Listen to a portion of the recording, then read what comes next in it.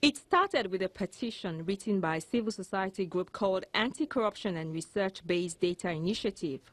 The petition, which was dated 7th January 2019, was addressed to the chairman of the Code of Conduct Tribunal. The petitioners say that the petition was based on alarming facts, which indicates that the leader of the country's judicial branch is embroiled in suspected official corruption, financial crimes, and breaches of the Code of Conduct Bureau and Tribunal Act. Some of the alarming facts, according to the petitioners, were that Justice Onnoghen made 5 different cash deposits of $10,000 each into one of his bank accounts on a single day in March 2011.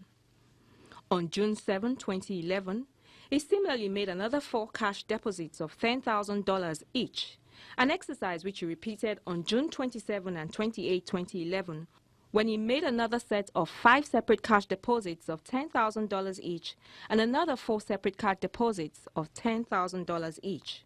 Was that Justice Onnoghen did not comply with the provisional requirement of declaring his assets every 4 years. The group also alleged that Justice Onnoghen's Code of Conduct Bureau forms for 2014 and 2016 were dated and filed on the same day. Both forms were received in December 2016 after he had been sworn in as acting CJN. In the end, the petition alleged that his financial transactions were not justifiable by his lawful remuneration at all material times. On the 10th of January, a day after the tribunal received the petition, these facts had been reduced into a 6-count charge.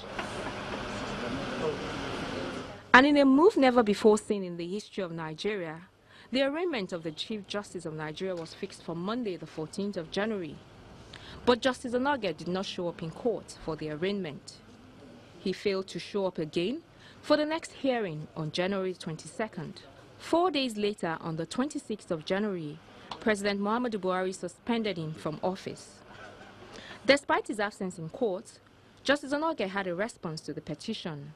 He says that he forgot to make a declaration of his assets in 2009 after the expiration of his 2005 declaration.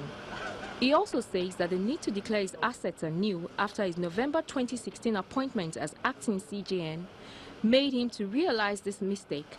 And so the 2 forms were made on the same day to also cover the period in default. On the foreign-denominated accounts he failed to declare, Justice Onnoghen simply said he believed the accounts were not open when he made his declaration. Many looked forward to how he would prove this in court, but despite indicating that he would call 3 defense witnesses, Justice Onnoghen only called 1 witness when he eventually opened his defense.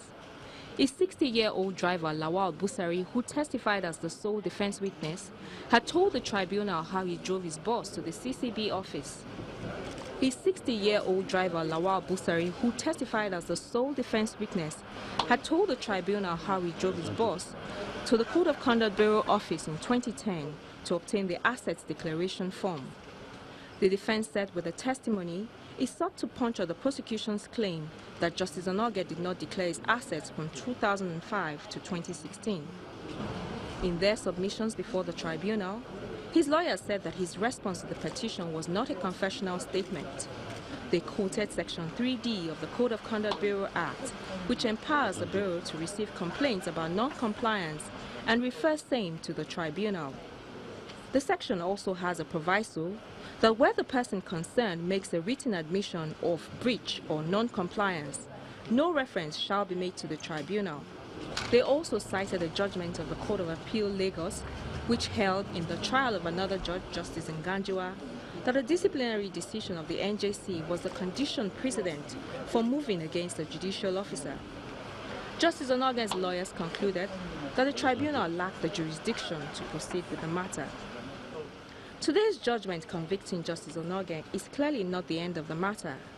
Justice Onnoghen has already filed his notice of appeal, and this is one case that would no doubt go all the way to the Supreme Court. Shola Shoyele, Channels Television News.